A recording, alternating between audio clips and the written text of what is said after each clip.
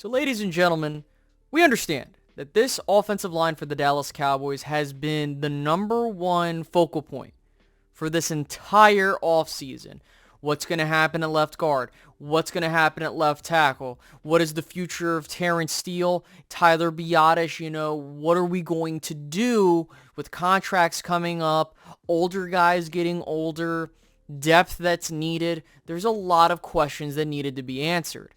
And Stephen Jones put out some nuggets of information that I wanted to go over with you guys because these are things we need to keep in mind going into training camp and into the season that, hey, this offensive line is not going to be conventionally what we were thinking about during the offseason. Like, hey, we're going to expect Tyler Smith to be out there at left tackle. Or what happens if someone gets hurt? What happens at right tackle?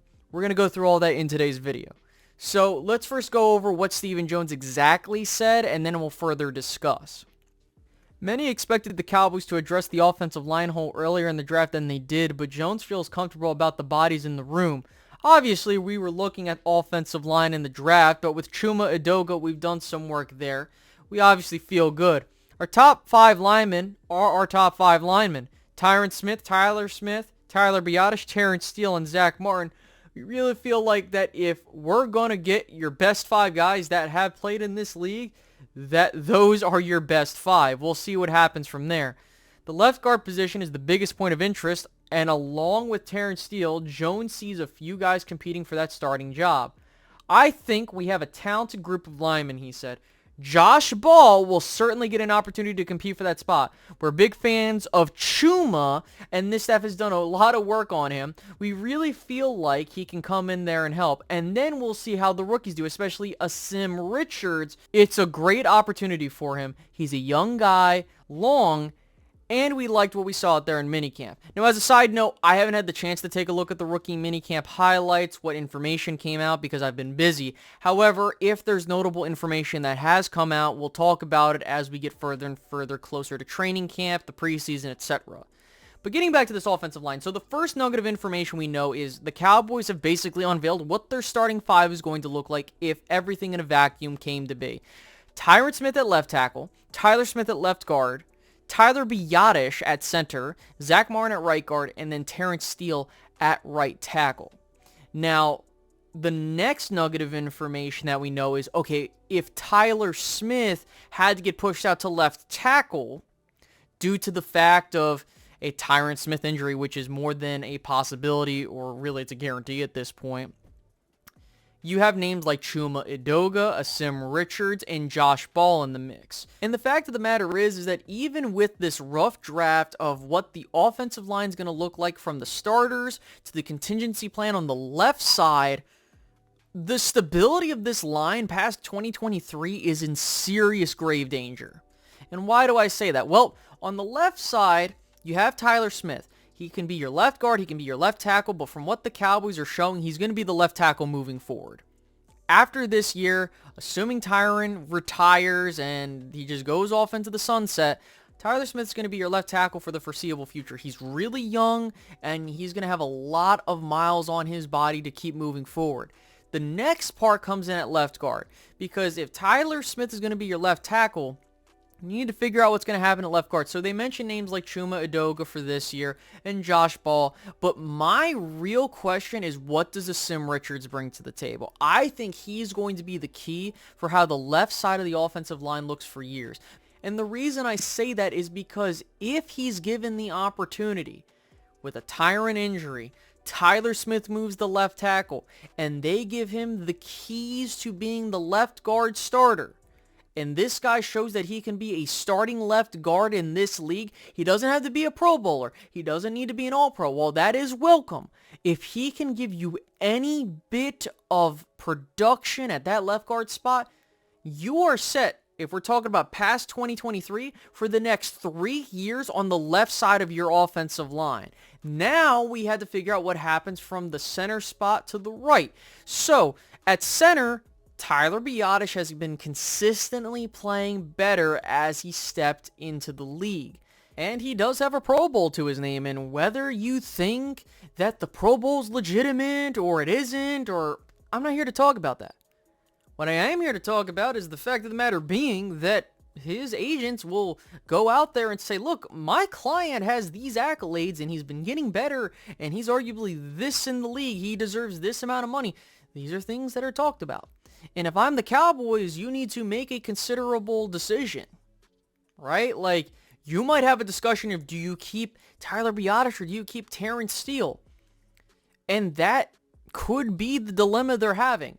If you're able to get both of them, that's great because that's good for long-term continuity. But do you let Tyler Biadasz walk in and you just draft another center? Who knows? I mean, to me, this is just how good franchises do it. Unless you get a guy that is going to be a consistent all-pro from when he steps into the league, you can just go find another guy. And to be honest with you, Tyler Biadasz, while he has gotten better, I think that at his ceiling, he is just nearly above average center play. Not elite, but above average. But getting these types of players in day 3, that's damn good. And then you go to the right side, right? You got Zach Martin, but he's getting older. And you have to consider how much more mileage does he have in the tank before he starts breaking down or before his play begins to dip. And you have to consider these factors because this is the exact same stuff we had with Tyron Smith. And everyone was like, oh, we'll be fine. He'll just keep playing. And then things fell apart. So I think if the Cowboys were smart, whether it's this upcoming year or the year after that, you have to consider a successor to Zach Martin, unless this dude just keeps playing and playing and playing at an elite level for years to come. You hope, but you got to prepare.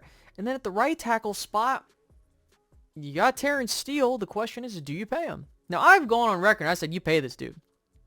Without a doubt. And even after the injury, I'm like, yeah, you want to pay him. But now the question is, do the Cowboys want to pay him? Who knows? Who honestly knows? And I think that if the Cowboys were smart, you make the decision now. Or, hey, you know what? We're going to let Terence Steele go. We'll go let him get the bag elsewhere. We'll get a comp pick for it, and then we'll put, I don't know, like Matt Waletzko, or we'll go draft another right tackle. But that's the other thing, too, is the dilemma of, do you go with the center or do you go with the right tackle? Now, me personally, I think that you need to really hone in on these tackles. Like, I think if you can get 2 solid, great tackles in that range, you're good. And I'm not asking for the entire offensive line to be elite. It's welcomed. I just need them to do their job. And the Cowboys' offensive line last year wasn't the best, statistically speaking, and when we saw what happened, it just didn't look good. All I'm asking for the Cowboys to do is seriously get their things in order with this offensive line. Of course, if extensions happen, that's great, because then if, let's say, they extend Tyler Biadasz, then we're having a conversation of, okay, you know, we're good at the center spot for X amount of years unless something happens, or at the right tackle spot.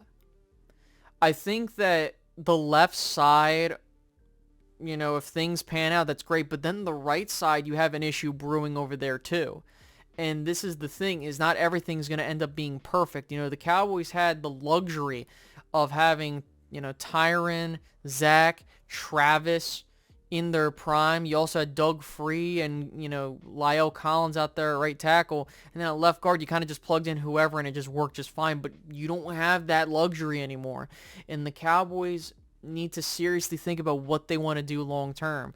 And I think if we're looking at this from a long-term perspective, I think that your left side, assuming that your young guys can step up or you go draft a guy, you should be fine.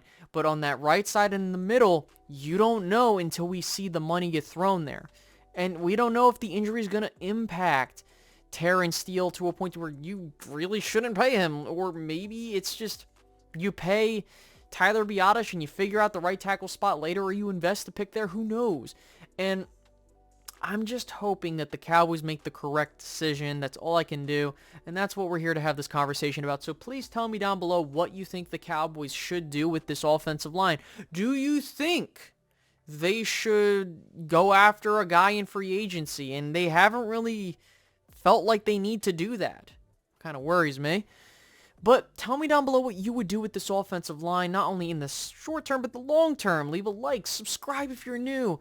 And if you want to become a channel member and support it even further, hit the join button down below or the card at the top right. So with that being said, guys, I hope you enjoyed this video. I'll catch you guys in the next one. Have a good one.